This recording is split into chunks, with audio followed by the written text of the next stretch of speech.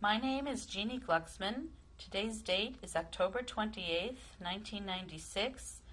I'm conducting an interview with Fani Fulero in Silver Spring, Maryland, United States, and the language of the interview is English.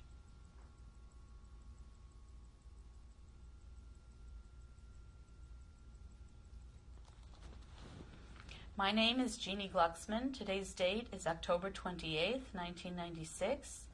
I'm in Silver Spring, Maryland today conducting an interview with Fani Fulero, and the language of the interview is English.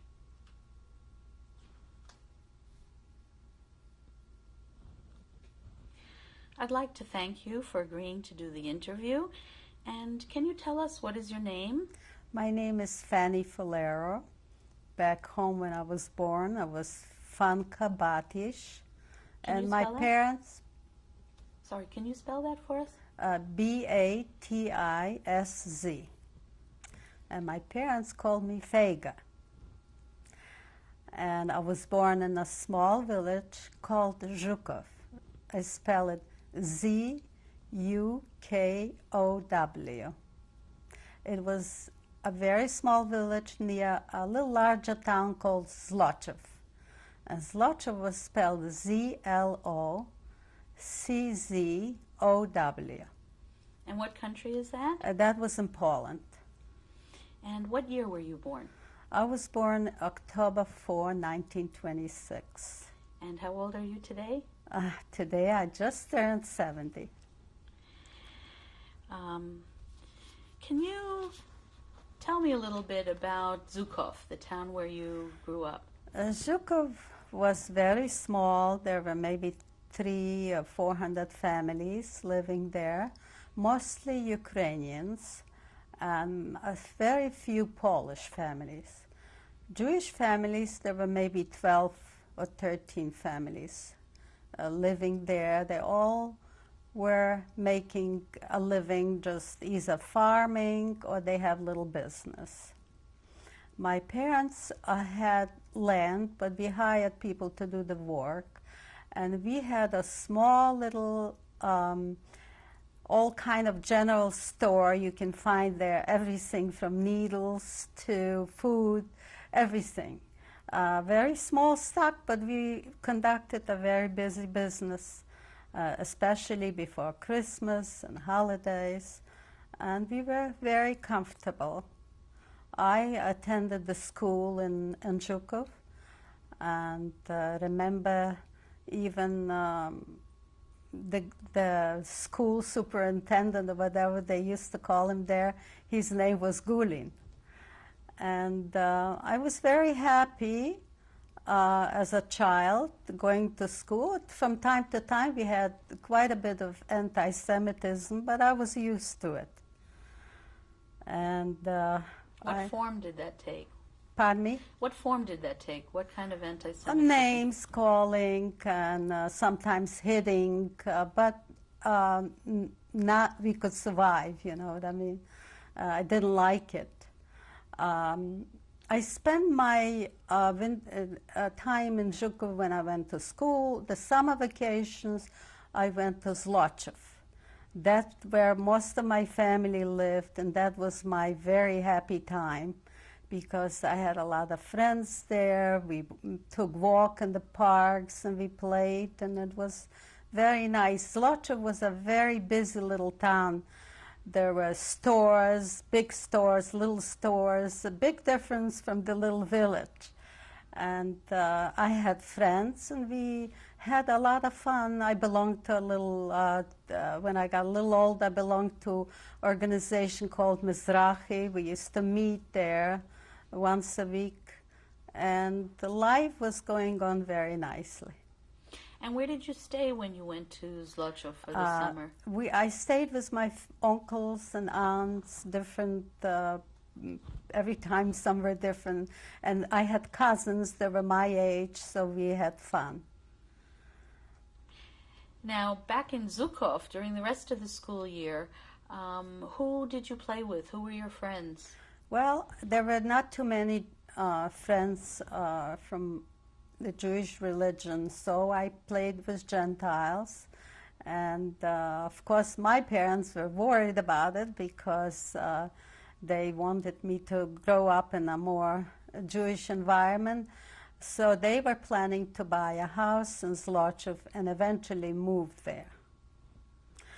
But in 1939, the Russians invaded Poland, and they invaded our part of Poland. My parents bought the house, I think, in 1935 from another Jewish family who emigrated to Australia. Their name was Bockhout. They probably knew what was coming better than my parents. But then when the Russians invaded our part of Poland, I was still in school. And in that school we had to learn Ukrainian, Polish, and then when the Russians came, we had to learn Russian. And we also had quite a few hours during the week of Russian propaganda that we had to learn. So everything somehow came to a standstill.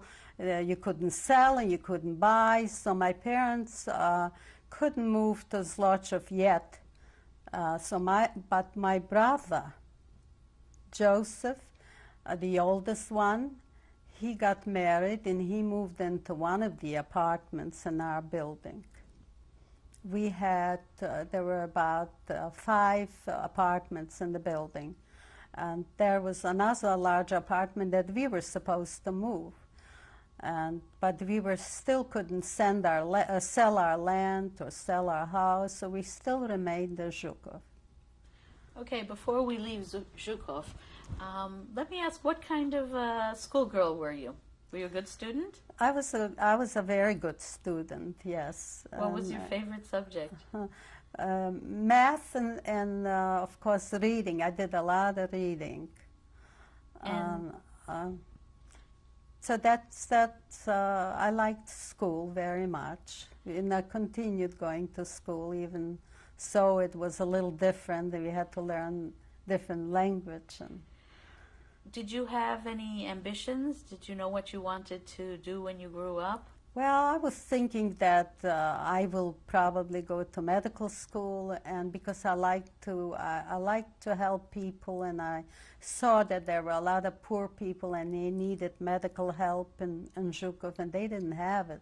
They had to travel 80 kilometers to a doctor. So I thought I would like to be a doctor.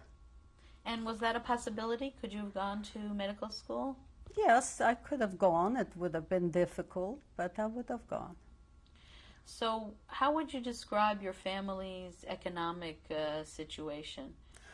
We were a middle-class family. We were not rich, but we lived very comfortable. And our family situation, we were very close. I really loved my father and my mother. My father was a very nice and gentle man. He was very religious. He had a long beard, and he wore tzitzis. He had payas, and he went to shul every morning. He was laying tefillin.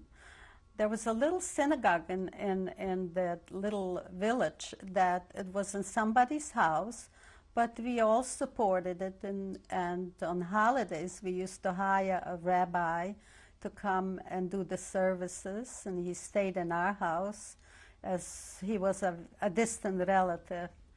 So that's how was the life in a little village. Did your father follow any particular Rebbe? My father was born in a town named Sasov, and there was a very famous rabbi. And he used to tell me stories how he was going to daven with the Sasova rabbi, and that was his favorite subject. Did he ever make a trip back to Sasov to visit the Rebbe or to... My father, yes. My father went several times to Sasov to visit. He had family there, he had sisters and brothers that later they moved to Zlochov. And were you given a formal Jewish education? I was not. My father was just teaching me a little bit, reading, at that time, I think not all families, but my father thought that Jewish education belongs to the boys. So the boys had a Jewish education. Like what kind of education? Did they go to Cheder? The Cheder, right. And there was a teacher that they hired to teach, and he used to teach them. Did they also go to secular school as well as Cheder? Oh yes, my brothers went to school, and my oldest brother went to school in Zlochev, and he went to it's a business school that he became a CPA. And my other two brothers, they went to Lvov. And they continued their, I don't know whether I was too young to remember, but when I remember, they already had jobs. So tell us about your brothers and tell us their names. See, Joseph was about 16 years older than I was. So there was a difference in ages. My mother had some children in between, but she lost them, so it was a big difference in age. And then I had another brother named Gedalia. He was a little bit closer to my age, and he lived in Lvov. And he was very he used to design. What do you call those window displays, and all the department store on a main street in Lvov called Jagiellonska Street. That's where he worked, and that was he was very artistic, and he liked to do that work. Did you ever go and visit him in Lvov? Only one time, yeah. Did you like the big city? Yes, it was a nice big city. But I liked Zlochev better because it was smaller, and it was more friendlier to me, And did that brother get married? No, he was single, and he was killed during the Holocaust. In 1939, he left Lvov and he went to Stray, and he was managing a department store, and that's where he got killed. How, I really don't know. There are all kind of rumors. They were telling us that he was taken to a synagogue and they burned the synagogue with all the people in it, all these things. What was happening at that time. And did you know about this during the war years, or did you find out after the war? About the synagogue after the war. We didn't know. We could not have. When the Germans came in, they had restrictions. Jews couldn't make phone calls, they couldn't correspond, they couldn't travel. We really had no contact. Tell me about your third brother. My third brother his name was Abraham. They called him Avrum at home. He was designing some men's suits. He was cutting the patterns and designing in Lvov. And that's where he died. How, I don't know. How much older was he than you? He must have been about 10 years older than I. So pretty much when you were growing up, your brothers were out of the house? Out of the house. I was the only child at home. And the only girl? And the only girl, and the youngest. And my parents were very worried about me living in Zhukov. And of course, I was pampered, And did your brothers come back on holidays? Yes, all my brothers were coming back for the holidays, for Passover, all the holidays, like Yom Kippur, Rosh Hashanah. They used to come home. My mother did a lot of cooking, as usual. Can you tell me what Passover would have been like with your family in Zhukov? Well, it was everything was before Passover was cleaned. We hired people to do painting and cleaning, and it was everything was kashrut, and then the usual dinners, the Passover dinners. It was a very traditional home. Did you get new clothing for Yes, Yontif? yes. And my brothers used to bring me gifts, all kind of gifts, and we had to wear new clothes. Yeah, if you don't wear it on Passover, you cannot wear it later on for the other holidays. So who asked the 4 questions at the Seder? The Seders, I was supposed to ask the 4 questions because I was the youngest, but I did. And how was it when the 3 brothers were home? Were they protective of you? Did you get Very, along? very protective. Yeah, because I was the youngest girl, and they couldn't spend so much time with me. So they were very nice to me. Since you came from such a small town, I'm wondering, did you have a shoichet in town? How did you get kosher meat? Yes, we had to go maybe 4 kilometers to a shoichet to do, or if all the families would get together, he would come to Shukov and do that, So that we did have a shoichet. Yeah, we had kosher home. And when baby boys were born, was there a mohel? Yes, there was a mohel that used to come from Zlochov and perform the bris. And how about a mikveh? I think there was a mikveh. I don't exactly remember where, but there was. Tell us about your mother. My mother was, she was short like I was. Her hair was always dark like mine, and she never, don't remember her with gray hair.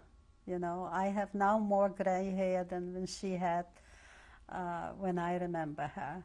She was more of a business lady because she stayed a lot in the business, and we had to go do our shopping in Zlochov, so she spent a lot of time in the store. She was responsible for buying the goods that you sold. Right. Both of them, my father and my mother. So Mondays was the day when people used to go to Zlochov and do all the shopping and the selling. And so I remember on Sunday we would make a list what we need and then go on Monday and do all the shopping. And was she a firm parent, or did she let you get away with a lot of things? I think she was more firm than my father. And did she wear a shaitel? No, she was one of those women that refused to wear it. And were the other women in Zhukov, were they wearing shaitel? Yeah, most of them did, some didn't. So she wasn't the only one. That's true. And when you went away for the summer to Zlochov, did your mother go with you, or were you sent on your own? No, I went on my own, and because they had to stay around the business, so I went on my own. And as I said, I visited all my family and my cousins, and we walked the parks and the cities and the stores. And it was we had a green market where women used to come from all the villages and bring their goods to sell. And they used to bring plums and apples and stuff, and we stopped and we bought, and on the way to the park we ate it. It was a lot of fun. So as you got older, did your mother start teaching you to cook, how to keep a kosher home, those kinds of things? Well, you learn from just watching that to keep a kosher home. As far as cooking, I didn't do much cooking. My mother was cooking, and we had somebody come and just clean once a week, and we had a woman come clean once a week, and so I didn't have to do too many chores. You mentioned earlier that you had some land that people planted for you. Yes. What kind of vegetables or fruits did you grow? Well, we had gardens in the back of our house, which we planted in this. We had maybe an acre and a half gardens in front of our house, in the back of our house, and that we planted in the spring, and people came to help to plant and harvested in the fall. But other land that we had, like fields, where they grow wheats and potatoes, and that wasn't near our house, and that we had a man who was taking care on our land. What was his name? His name was Franco Grandes. And he, year after year, Yes, he was the person who took care of... He was the person to take care of our land. Did you grow those crops to sell them at market? Yeah, he used to harvest it and sell it for us on the market. And the fruits and vegetables that you grew? The fruits and vegetables that we grew, we used it for our own use. We had cellars. We stored it for the winter. I don't ever remember buying vegetables. We had everything. Now, did you miss all of that land when you did move to Zlochov? When we moved to Zlochov, it was during the war. Of course, I missed everything. I missed the life we had. So, do you want me to tell you? Yeah, tell us what happened before you left so that we have a sense of the winds of war reaching your village. In 1941, the Germans invaded. It was very fast. They came to our village, and we were still living in Zhukov at that time. Immediately, some students that went to school with me, Ukrainians, they came with Nazi armbands that they wore, and they came and they threw us out of the house, and we had to clean streets. And every day, old and young, we had to go clean the streets. At night, we came back to our house. That was going on for a certain amount of time, and then they had orders that Jews will have to eventually go to be in Zlochov in a ghetto. But before they did that, they had a pogrom, and they killed all the Jewish families except for my parents, who were notified by Franco Grandes, and he took them into their house overnight. In the morning, he took them to Zlochov. So he knew about the pogrom ahead of time? So he knew it was going to be a pogrom ahead of time, because rumors were spreading around. So most of the Jewish families were killed, except for the young people who were working on the fields already. They still survived. So when my parents went to Zlochov, the Ukrainians and the Germans who were there did not let me go to Zlochov.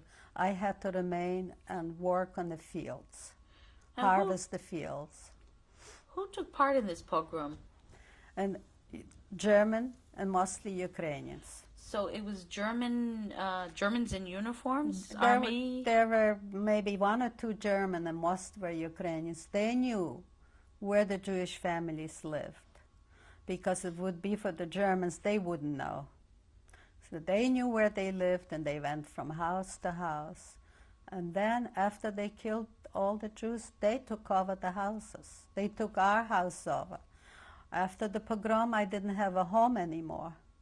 We had to work in the fields and sleep at night on the haystacks, or wherever we found a place. Did they destroy the little shtibel too, the synagogue? They took over that house, and they moved in. And what they did with the synagogue, I never went back looking, but I'm sure they did. There was no question about it. So now the other young people, the youth that you were working with in the fields, they were orphaned? Their parents? They were all orphans, and they worked in the fields. They had no homes and no family anymore. So when I was working on the fields, this Franco Grandish's wife came to the fields and whispered to me that I should try escape at night and come to her house, and her husband will take me to my parents, to Zlochev. And that's what I did. The rest of the young people that they were working in the fields, they decided to escape too, and they went into the woods and they built themselves a bunker, and they managed to live 1 week. And then somebody found out about them, and the Germans came and they shot them all. There were like, I don't know, 15 people or something. So you were the only one who escaped So that I'm fate? the only one, right. I'm the only one that escaped, and I went to Zlochev to join my parents. At that time, we still lived in our house. But orders were coming in so fast.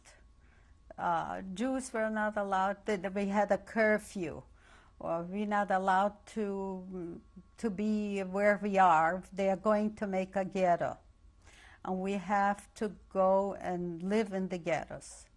It just happened to be our house was not in the where they were making the ghetto, and so we had to leave our home, my parents and I, and we went to the ghetto.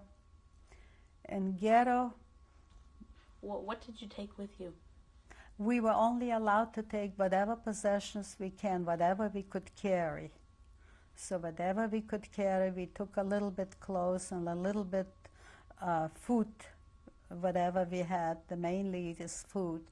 And we moved to a 2-bedroom apartment with 18 people. And when I say apartment, it was just 2 rooms with 18 people. 1 bed next to the other. I slept in 1 bed with my parents, in a small little one, single bed. It was. And did you know these other people that you were No, moving some in of them with? I knew, some of them I didn't know, but we all had to manage and find ourselves a place. Okay, we're going to pause now to change tapes. Good.